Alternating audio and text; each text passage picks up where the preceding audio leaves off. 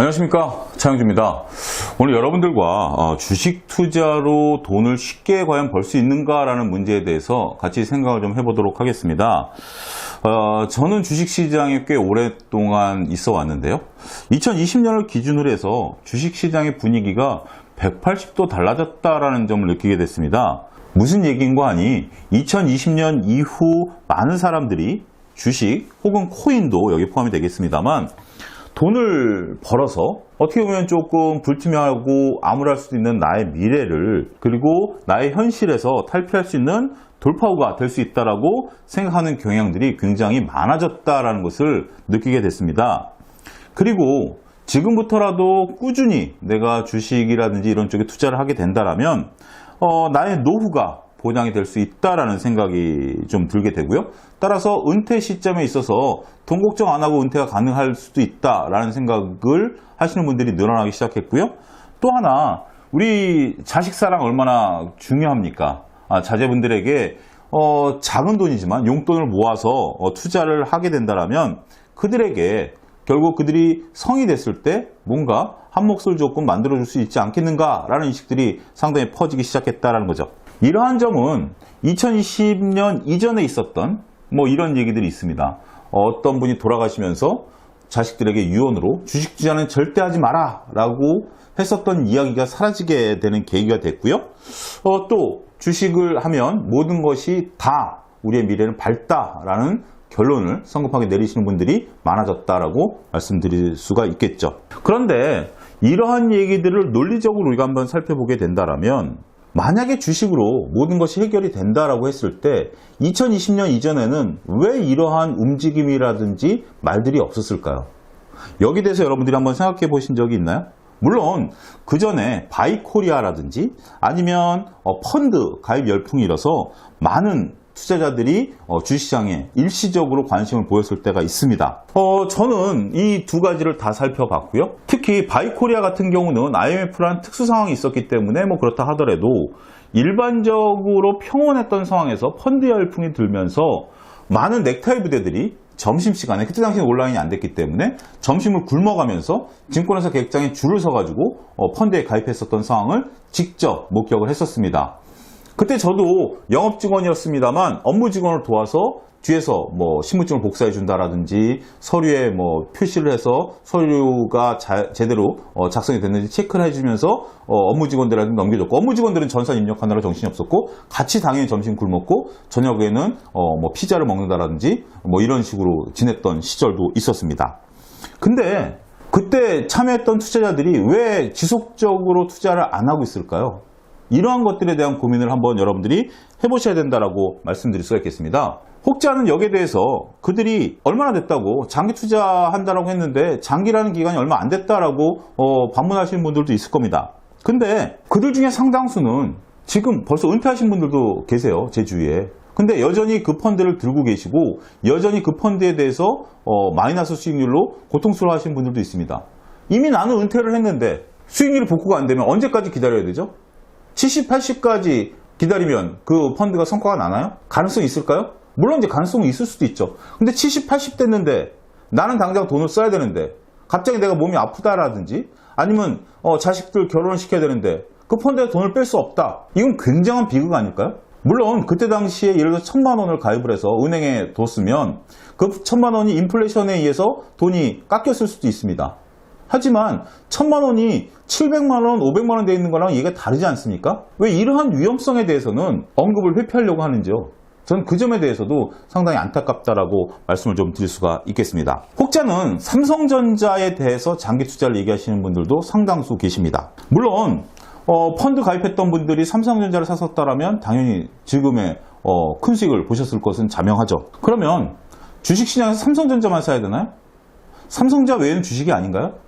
그러면 주식시장에 존재할 이유가 없죠. 두 번째로 여러분들에게 말씀을 드리면 삼성전자가 좋다라는 얘기가 전반적으로 퍼졌던 거, 물론 그전에도 삼성전자가 나빴다라는 얘기도 아니고요. 삼성전자가 좋다라고 하시면서 장기 투자를 하셨던 분들도 상당수 존재합니다. 근데 저는 안타까운 것은 그분들이 왜 2020년 이전에 2010년대에도 주식시장에 계셨고 그때 당시에 왜 삼성전자를 그렇게 사라라고 많은 분들에게 얘기하지 않으셨는지 저는 좀 안타깝다라고 말씀을 좀 드리고 싶습니다. 그리고 그분들이 그 주식시장에 계셨을 때부터 삼성전자를 사라라고 얘기를 했었어야 저는 그분들의 말씀에 좀 더 신뢰가 간다라고 말씀을 좀 드릴 수가 있겠습니다. 자, 주식 투자로 누구나 돈을 번다라는 것은 굉장히 해피한 일이죠. 주식 시장에서는 충분히 가능한 일입니다. 누구나 돈을 벌 수도 있고 그러한 가능성도 충분히 갖고 있다는 점에 대해서는 저는 절대 긍정을 합니다. 근데 여기서 오해가 주식 시장에서 노력 없이 돈을 번다라고 생각하시는 분들이 계시다라는 거죠. 주식 시장은 노력 없이 돈을 벌 확률은 지극히 낮습니다. 가능성이 있기 때문에 제가 확률이라고 얘기하는 거죠. 때로는 로또도 엄청난 거금을 우리들에게 남겨주죠. 로또를 불판적으로 보는 사람은 로또는 가능성 없어 하지만 매주 몇 명씩 1등이 나오지 않습니까? 그 확률과 주식시장의 대박날 확률은 저는 그렇게 크게, 물론 이제 오히려 주식시장은 로또 대비해서 돈을 벌 확률이 굉장히 높죠. 그 부분에 대해서는 저는 인정을 합니다. 하지만 그건 운이죠. 운을 제가 컨트롤할 수 있다? 그럼 운에 따른다면 굳이 여러분들이 시간 내서 이 방송을 볼 이유는 없죠. 그 점도 말씀드리도록 하겠습니다. 여기서 제가 떠오르는 에피소드 하나를 좀 소개시켜드리고자 합니다. 책 제목을 좀 잊어버리긴 했는데 거기에 이런 얘기가 나옵니다. 어떤 위대한 투자자가 실제로 겪었었던 일인데요. 같은 아파트에 사는 외과 의사를 우연히 엘리베이터에서 만난 에피소드입니다. 그때 그 외과 의사가 그 투자자한테 내가 요즘 주식 투자에 관심이 좀 많아서 CNBC, 그러니까 미국에서 주식에 관련된 가장 유명한 채널이죠. CNBC를 좀 보고 있고 투자에 대해서 조금 공부를 하려고 하니 내가 다행스럽게도 이번 주 목요일날 오후에 시간이 잠깐 좀 나니까 미안하지만 네가 나한테 와서 주식 투자에 대해서 조금 가르쳐달라 라고 얘기를 했답니다. 이때 그 투자자가 흔쾌히 오케이 가겠다라고 얘기를 하면서 또 이런 얘기를 했답니다. 다행스럽게도 나도 요즘 외과 수술에 대해서 관심이 좀 많아져서 외과 관련된 드라마를 좀 많이 보고 있다. 내가 당신한테 주식을 가르쳐 줄 테니 토요일날 오전에 나도 시간이 좀 남으니까 당신이 나한테 와가지고 외과 수술을 잠깐 좀 알려달라. 그럼 나도 바로 수술을 하겠다라고 얘기를 했답니다. 이 얘기를 그나마 이해한 외과 의사는 얼굴이 빨개지면서 엘리베이터를 그냥 조용히 나갔다라는 겁니다. 이게 많은 인사이트를 저는 주고 있다라고 말씀을 좀 드릴 수가 있겠습니다. 종종 몇몇 투자자들은 주식 투자를 외과 수술에 비유를 합니다. 그만큼 배워야 할 것들이 많고 어렵다라는 거죠. 그런데 일부 투자자들 중에 오해가 뭐냐면 주식 투자는 잠깐 몇 가지 스킬, 몇 가지 기술만 배우면 쉽게 누구나 할 수 있다라고 하고 있는 오해가 있다라는 거죠. 그런 것으로 돈을 벌 수 있다라면 여러분들이 지금까지 마음고생, 돈고생 안 하셨을 거죠. 저도 그렇고요. 제가 이 점을 강조하는 것은 여러분들이 주식 투자로 돈을 벌겠다라고 마음을 먹었다라면 직업을 하나 더 갖는다라는 심정으로 달려드셔야 된다는 겁니다. 저는 직업이 주식 투자고요. 여러분들은 직업이 따로 있고 부업으로 주식 투자를 하시는 분들이 대다수이겠습니다만 주식시장에서는 저랑 싸웁니다. 제가 본업이고 여러분들이 부업이니까 내가 좀 봐줄게. 주식시장에서는 절대 통용되지 않습니다. 그 점을 여러분들이 인식하셔야 된다는 거죠. 물론 내가 주식 투자에 대해서 어떤 강도로 돈을 벌겠다에 따라서 여러분들의 마음가짐이라든지 노력이 달라진다는 것은 여러분들이 분명 있죠. 하지만 최소한 신문에 나오는 경제기사 정도는 여러분들이 이해하셔야 되고 여러분들이 투자하고자 하는 기업에 대해서 그리고 여러분들이 투자하고자 하는 펀드에 대해서 기본적인 이해 정도는 여러분들이 할 수 있어야 됩니다. 그런데 신문에 금리 상승이라든지 산업 재편이라든지 이런 기사가 나오면 무슨 얘기인지 도통 모르겠고 여러분들이 투자하고 있는 기업의 산업 구조라든지 이익 구조라든지 매출 구조에 대해서 전혀 모르겠고 여러분들이 투자하고 있는 펀드에 대해서 어떤 주식을 사고 어떤 주식을 팔고 있는지에 대해서 모르겠고 라고 한다면 여러분들은 눈을 감고 산길을 걷고 있는 거와 뭐가 다르겠습니까? 돌풀이에 채이고 나뭇가시에 찔리고 그리고 목적지까지 도달할 수 있을까요? 그런 것들을 저는 좀 비유해드리고 싶어요. 하다못해 여러분들이 냉장고 하나 사더라도 흔한 비유죠. 얼마나 많은 시간과 발품을 팝니까? 근데 그만큼의 발품과 노력 없이 여러분들 주식을 덥석덥석 사고 계신 거 아닌가요? 그 점에 대해서 여러분들이 심각하게 고민을 해보셔야 된다고 말씀드릴 수가 있겠습니다. 혹자는 이런 얘기도 합니다. 노력을 해도 소용없더라. 저는 여기에 20% 정도는 공감을 합니다. 노력해서 돈을 벌 수 있다면 대학 교수들이 돈을 다 벌겠죠. 근데 그 점이 아니기 때문에 저는 20% 정도 인정을 합니다. 하지만 80% 정도는 노력과 투자는 거의 비례할 확률이 높다라는 데 저는 점수를 두고 싶습니다. 여러분들 장이 끝나고 나면 가장 먼저 하는 것 중에 하나가 뭐죠? 저도 물론 그렇습니다. 내 주식을 외국인과 기관들이 샀냐 팔았냐를 먼저 확인하게 되죠. 심리적인 요소이다 하더라도 내 주식을 외국인과 기관이 사고 있으면 그래도 기분이 순간 좋죠. 만약 외국인과 기관들이 그 주식을 판다면 이거 뭐야? 라고 순간적으로 기분이 좀 나쁘죠. 그렇기 때문에 그들을 바로 밑으로 보고 있다는 것은 인정해야 됩니다. 근데 왜 그들을 바로 밑으로 보죠? 그들은 공부하고 노력했고 그를 통해서 합당한 이유로 이 주식을 사거나 이 주식을 팔았을 것이다 라고 미루어 짐작하기 때문 아니겠습니까? 그러면 그들도 사람인데, 나와 같은 사람인데 그들이 하는 노력을 내가 하게 된다면 그들과 동일한 종목에 대해서 동일한 시각을 가질 수 있는 확률이 올라갈까요? 떨어질까요? 그들이 정보가 많다라고 접근하면 그거는 공부 안 하겠다라는 핑계입니다. 정보는 그 정보를 다룰 수 있고 정보를 확인할 수 있는 능력이 있어야 그걸 다룰 수 있거든요. 정보가 없다 하더라도 내가 주식을 열심히 파게 된다면 그리고 공부한다면 그 주식을 볼 수 있죠.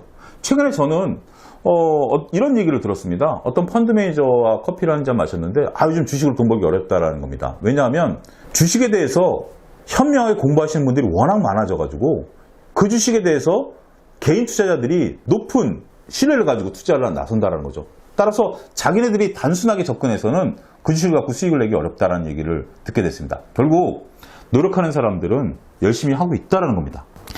저는 쉽게 돈을 번다는 거에 대한 어떤 반감을 여러분들에게 지금 얘기하고 있고요. 이것은 우연치 않게도 제가 경험한 다단계 경험이 떠오르는 계기가 됐습니다. 뭐냐면 어찌어찌해서 잠시 저도 다단계 교육을 좀 받아본 적이 있는데요. 초기에는 미래를 확실하게 보장해준다? 꾸준히 수익을 내준다라는 것에 솔깃했었죠.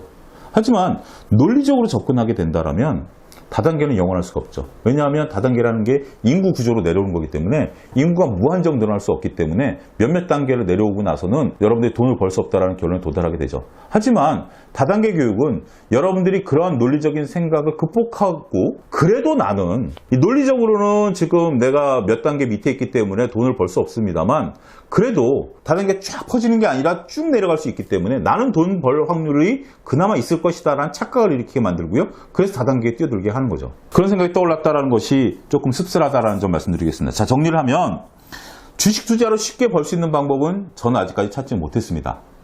그 점을 여러분들에게 좀 말씀드리도록 하고요. 물론 제 문제일 수도 있어요. 하지만 제 문제를 여러분들에게 이렇게 공표한다는 것은 여러분들의 문제일 수도 있다는 점을 강조하기 위해서입니다. 이러한 인식이 들면 여러분들이 어떤 노력을 해야 되는지 그 방법을 찾게 된다라고 저는 말씀을 좀 드릴 수가 있겠습니다. 어렵다라고 느껴야 방법을 찾지 쉽다라고 생각하면 방법을 안 찾게 되죠. 제가 여러분들에게 그나마 제시할 수 있는 노력의 정도는 대학원 정도 다닌다라고 생각을 좀 해보시기 바라겠습니다. 한 2년 정도는 저녁 시간과 주말 시간을 여러분들이 투자를 좀 해야 그래도 주식 투자를 할 수 있는 기반을 좀 다질 수 있다라고 말씀을 좀 드릴 수가 있겠어요. 현실적으로 30, 40대 분들은 가정 문제라든지 직장 문제 때문에 주식 투자에 많은 시간을 할애하기 어렵다라는 것을 인정합니다. 그렇기 때문에 제가 여러분들이 그래도 필요에 의해서 대학원을 다닌다라면 야간 대학원을 다닌다라면 주말 저녁 시간 노력을 하시잖아요. 그럴 정도로 굳게 마음 먹고 주식 투자를 하겠다라고 한다라면 서로 가족 구성원들에게 양해를 구하세요. 내가 2년 정도는 우리 가족의 미래를 위해서 내가 한번 집중적으로 공부를 하겠다. 공부라는 건 집중해야 효율성이 나타나는 거 아니겠습니까? 그것을 권해드리도록 하겠습니다. 어떤 공부를 해야 되느냐? 제가 가장 첫 번째 강의 노트에서 썼던 투자의 4기둥, 기본적 분석, 기술적 분석, 계좌관리, 투자심리 이 부분에 대해서 집중적으로 공부를 하신다면 여러분들이 좋은 성과를 낼 확률이 높아진다. 이렇게 말씀을 좀 드릴 수가 있겠습니다. 자, 주식 투자 결코 쉬운 거 아닙니다. 아니기 때문에 여러분들 공부하셔야 되고요. 그 공부를 하는 방법들을 지속적으로 여러분들에게 알려드리도록 노력하겠습니다. 감사합니다.